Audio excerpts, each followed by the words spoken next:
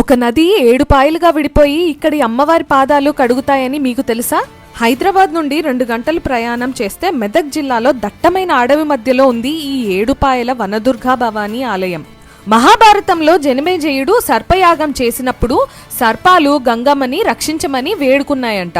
గంగమ్మ 7 పాయలుగా చీలి ఆ యాగాగ్నిని ఆర్పేసి అమ్మవారి పాదాలను కడిగిందంట.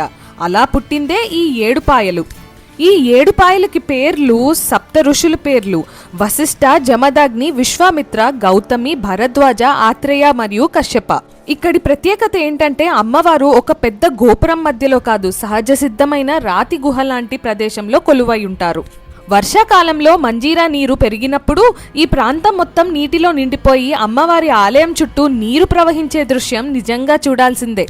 ఆ సమయంలో అమ్మవారి ఉత్సవ విగ్రహాన్ని బయట పెట్టి పూజలు జరిపిస్తారు. ఇక్కడ అమ్మవారిని కొలిస్తే పాముకాటు భయం పోతుందని, కాలసర్ప దోషం తొలగిపోతుందని, సంతాన ప్రాప్తి కలుగుతుందని నమ్మకం. గుడి ఎంత ప్రశాంతంగా ఉంటుందంటే ఆ నీళ్ల చప్పుడు, అడవి నిశ్శబ్దం ఒక్కసారిగా మనసు తేలికైపోతుంది.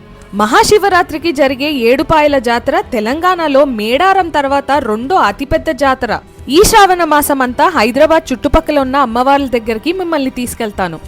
ఇది ఎపిసోడ్ 1 ఆఫ్ మన తెలంగాణ అమ్మవార్లు సిరీస్. మీరు గనక ఈ గుడికి వెళ్ళుంటే మీ ఎక్స్పీరియన్స్ ని కమెంట్స్ లో చెప్పండి. వచ్చే వీడియోలో మళ్ళీ కలుద్దాం. Bye bye.